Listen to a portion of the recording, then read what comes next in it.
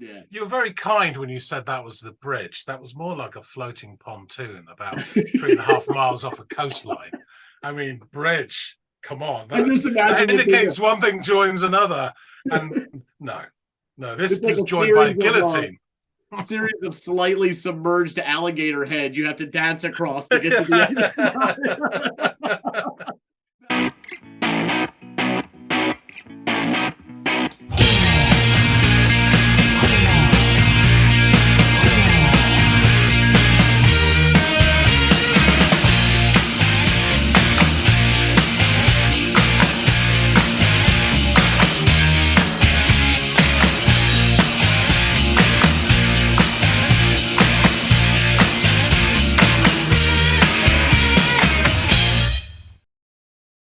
Hey, everybody, and welcome to another episode of the Audiophiles.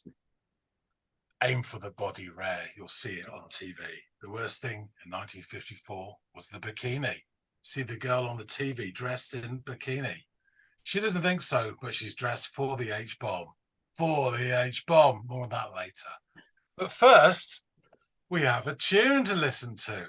Andy, would you like to share with the class what you've got up your sleeve? Sure, I would. The band is called The Royal Concept, and the name of the track is Knocked Up. Okay, Up the Junction.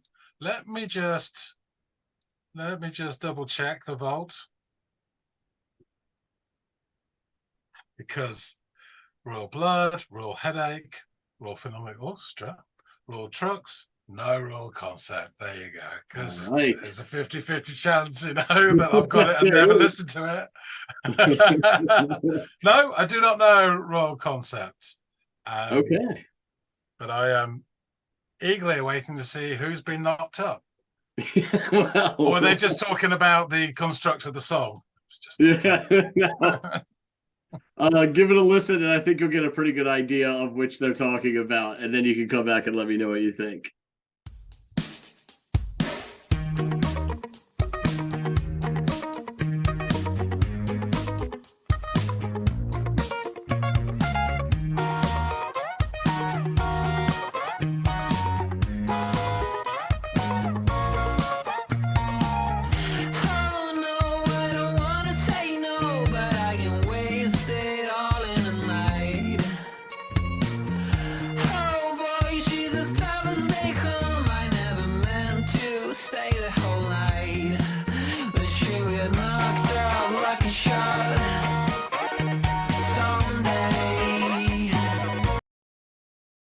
Okay, it's a decent start. So you've got two guitar sounds. So you've got that sort of higher, which is kind of familiar. I've heard it in other stuff recently. It doesn't do things to me that it seems to do to other people. It's all right. I like the other guitar sound, that sort of riffy one. Very nice. The guy starts singing. There's like a sort of hint of that sort of lo-fi, slightly distorted to the vocals, but it's decent enough. Okay, let's see how it goes. And I get locked up, what a luck. Someday. And you say, hey boy, you're gonna need someone, you're gonna need someone, you're gonna need someone someday. Yeah, you say, hey boy, I really need someone, I really need someone, I really need someone today. And we're on top of the world. I was thinking, hang on a minute, that sounds familiar. And that's the Strokes, isn't it? Okay, fair enough.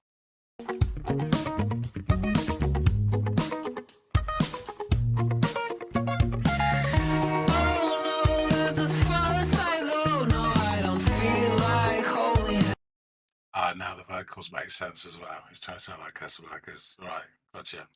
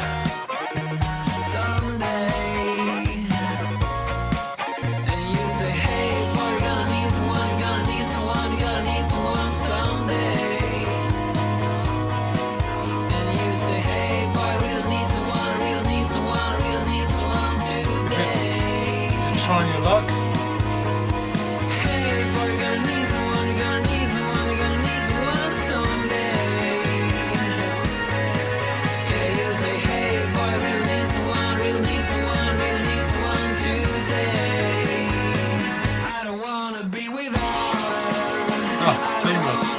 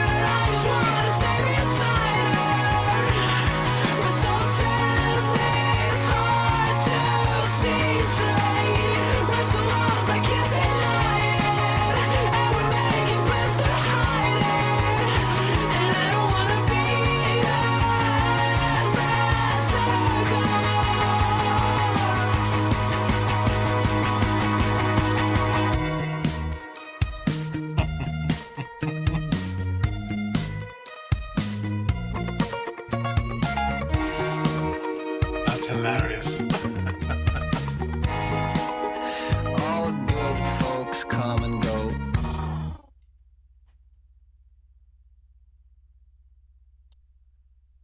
I was just going to check how much longer this song's got. Do you know what? That's really cheered me up. I found that really funny. It's kind of like a mini Strokes' Greatest Hits. No, not really, but I see clearly where they got influences from. But it's kind of slightly updated version of the Strokes. Now, I like it more than modern Strokes sounds, because it's just letdown after letdown with them. But consider they did 2 absolutely fantastic albums.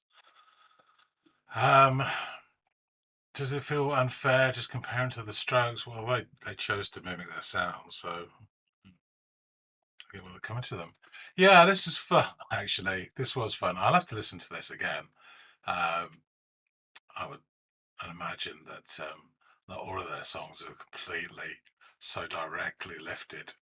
But it had a really nice sound to it. It did have a bit of their own twist to it. Yeah, it was decent. All right, I have to find out what's the skinny on this with Andy. Okay, you're back. And who's the father? Yes. What did you make of this? 5 scruffy gentlemen from New York, I believe.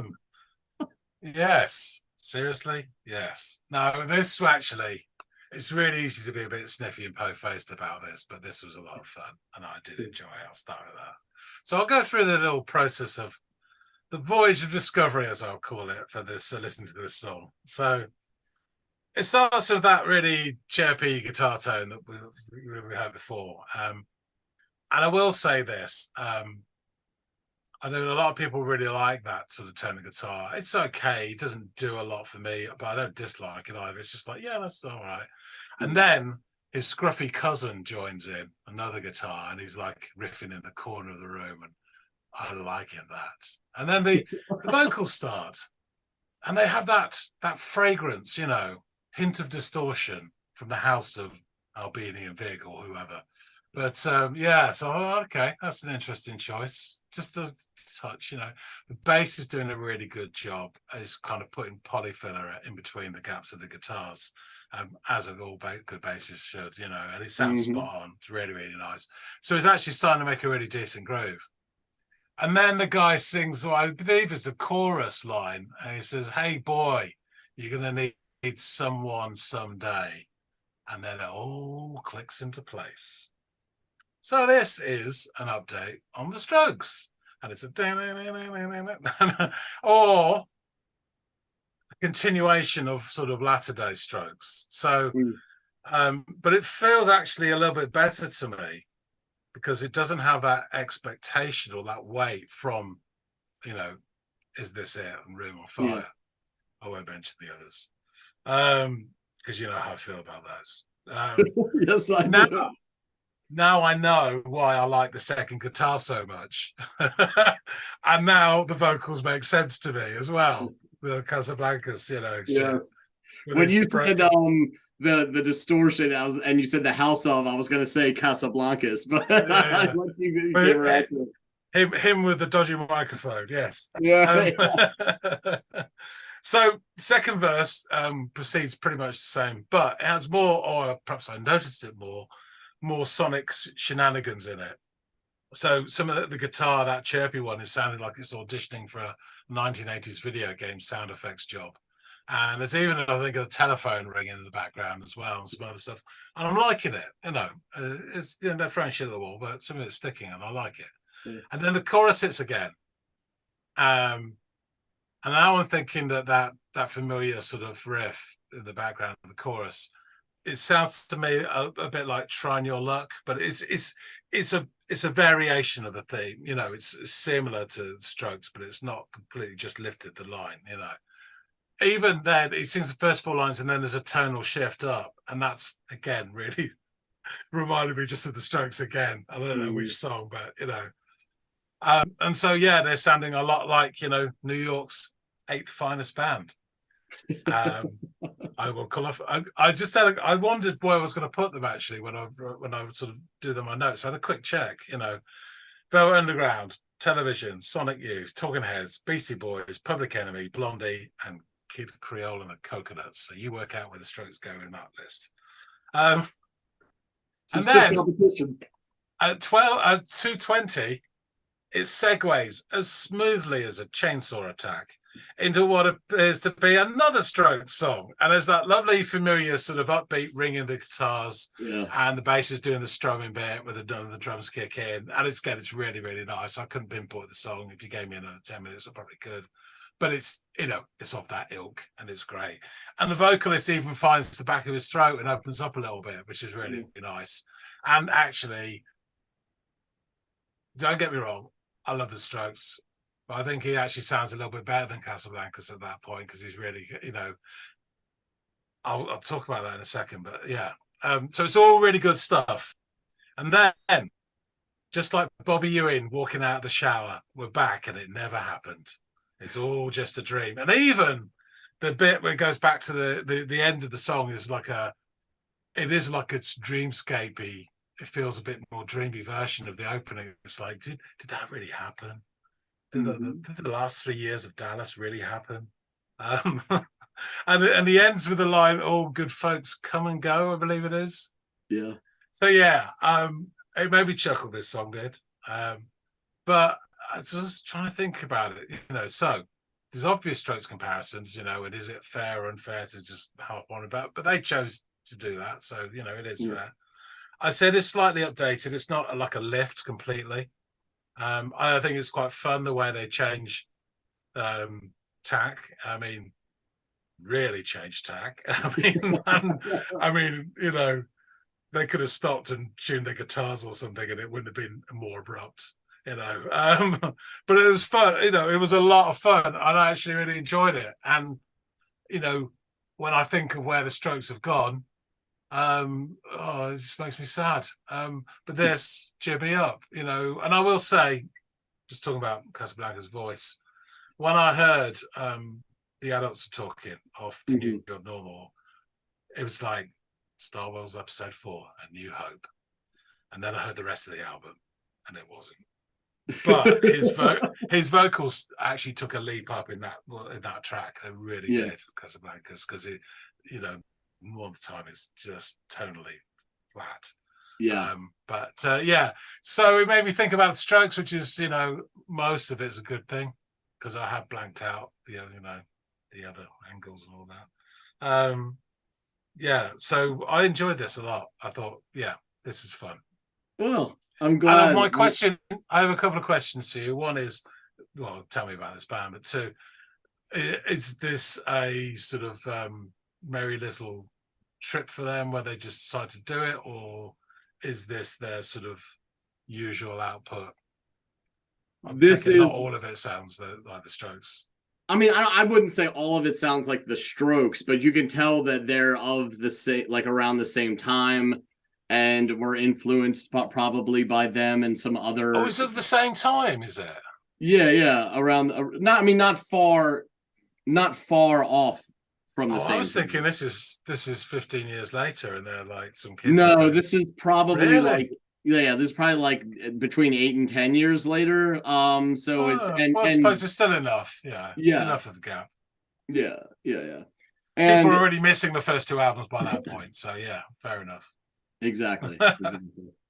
So yeah, and I didn't mean to put you through all the PTSD with your Strokes, fandom, then them falling off with you and all that. I didn't mean to make you relive all that. I mean, it's we've had this before with other bands that I've talked about. I really like the Killers' first album, and then Sam's Town is a piece of shit as far as I'm concerned. I mean, Kings of Leon, I couldn't be more disappointed, and then I listened to another Strokes album, and I am more disappointed. But so there you go. So yeah, it's happened. The tale is as old as time itself. Okay, fair. It is what it is. People like what they like. So there's the ancient Druids of Stonehenge. Their first two albums were brilliant, and after that, it all went downhill. So yeah, the Royal Concept. They are a Swedish indie rock band / indie pop band, and they were founded in Stockholm in 2010. So yeah, that's what I meant by sort of that, like, not the early 2000s like the Strokes, but this is more like 2010. So and they currently consist of, and bear with me because these are Swedish names, I don't want to butcher them and I do want to give them the reverence they deserve, but we'll see what happens. It currently consists of lead vocalist guitarist David Larson, guitarist Philippe. Yeah, that was easy. They're warming me up. Philippe Bekic, bassist Magnus Robert, that's another easy one, and drummer Povel Olsen. Those are the 4 members of the band. Originally, they were named Concept Store. Then in 2011, they changed their name to The Concept, before finally settling on the Royal Concept in 2012. That same year, they were signed with Lava Records and released their self-titled EP in June, which this song is featured on. So that explains why I just said the Royal Concept up there in the corner. And when asked in an interview what the process was like for recording their first EP, guitarist Philippe Bekic, why it couldn't have been one of the other easier names, said, well, we had like 2 weeks to record it, I think. So we used the tools that we had, and it was all kind of similar. It was like a red line in a sense, song-wise and lyric-wise. Everything. David Larson added the rock song. The first rock song we ever recorded was "Da Dance," and the second was "Give Me Twice." And those songs got on a blog called Hype Machine as number 1 and number 2. And by then, we didn't have any other songs. We got signed by labels very fast. We were like, we need to record 4 more songs because we need to release an EP very soon. So we had to have rules. We basically wrote and produced the first EP in 2 weeks by ourselves. So if you go see like who is attributed to the production of the song, it just has the band's name again. They had to crank this thing out really quickly. And yet this being off of it, and some of their other, this didn't even make the first album, the first studio album, the song. I think 2 of the other tracks were re-released on their then subsequent full studio album. But for this to not even make the cut and be this fun of a listen is like indicative of what they had in the works. So the first album is really good as well. Did a Dance is a good song, as well as fun to stutter. And the same year, they also released the tracks World on Fire and Naked and Dumb, followed by a fall tour in the U.S. and they opened for the Wombats and the Wolfgang, before returning to Sweden to finish that first studio album I alluded to. That album was called Gold Rush, and it was Gold Rushed, and it was released probably how they felt when they were making that first EP. It was released in September of 2013. In the wake of its release, the band toured in America again with the American Authors and Mr. Wives. And this time, I think they also did Canada and Mexico, so they expanded a little bit. And after a brief hiatus, then they released their second album in 2015, took a brief hiatus, and released their third album back in 2019. So they've got those 3 full-length studio albums, and they've got a few EPs out as well. So that is them in a nutshell, this Swedish band. Let me get into the lyrics. Oh no, I don't want to say no, but I can't waste it all in the night. Oh boy, she's as tough as they come. I never meant to stay the whole night. But she'll get knocked up, lucky shot, someday. And I'll get locked up, what a luck, someday. And you say, hey boy, you're going to need someone. You're going to need someone. You're going to need someone someday. Hey, you say, hey boy, I really need someone. I really need someone. I really need someone today. And we're on top of the world.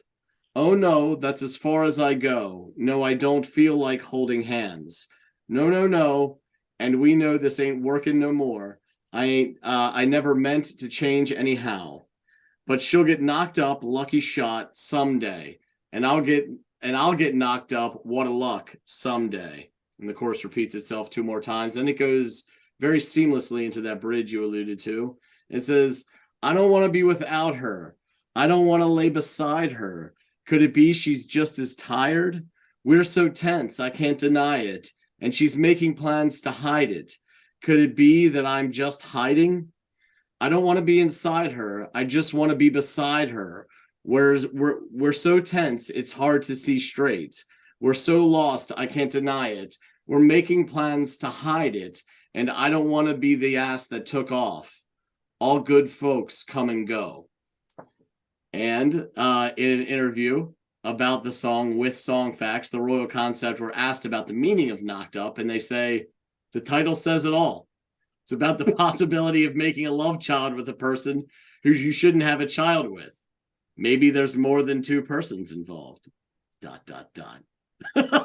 So yeah, perhaps there was a love triangle and someone got knocked up in the midst of it. And it sounds like the guy tries to play the part, right? Like be the father, like I don't want to be inside her, I just want to lay beside her, I just want to be there to help. And in spite of that, it's not going to work, you know. This isn't the best circumstance.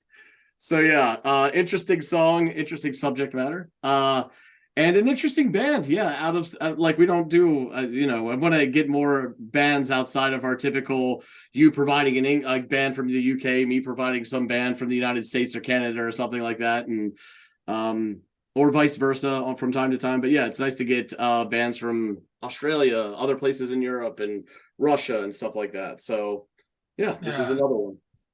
Yeah, I mean, I'm not familiar with a lot of Swedish bands. There may be some bands that I like which are Swedish and I didn't even know. But I always instantly think of, obviously, ABBA, but I mean, I think of the Hives, and they have such a strong character and huge amount of humor to them as well. And it's clear these guys have got pretty much the same sort of, you know, vibe about them. They are, I mean, the one thing about the Hives as well is they are committed as well. And I remember their first performance on later with Jules Holland, it just blew everyone away. It was so amazing. And you get the feeling with these guys as well, there's that same sort of vibe about them, which is cool. I really like it. You were very kind when you said that was the bridge. That was more like a floating pontoon about 3.5 miles off a coastline. I mean, bridge, come on. That indicates one thing joins another. And no, this is like joined by a guillotine. Series of slightly submerged alligator heads you have to dance across to get to the end. That's the kind of bridge we're talking about here, John. Yeah. So how do you glue these 2 things together? Oh, I use dynamite. Yeah, all right, okay. Exactly. Oh man. Well, yeah. I mean, the bridge was a bit much, but it's all good. I'm glad you liked it. I'm glad you liked. One could perhaps say a bridge too far. But yeah, man, yes. I'm glad you gave this one a listen and you enjoyed it. I thought it would be fun and entertaining and good to get some pan Europe stuff on the channel again. So thanks for giving it a listen, man. Everybody out there, let us know what you guys thought of the Royal Concept and Knocked Up. If this also brought back any PTSD to the Strokes like it did John, or any other bands they may remind you of, probably around the same era. There were plenty to choose from. All that being said, like, share, and subscribe if you feel so inclined. We're always looking to grow the channel. We can't do it without you guys, and we always appreciate y'all. And hopefully John and I will see all y'all and possibly some more on the next episode of the Audiophiles. We'll see you later, guys.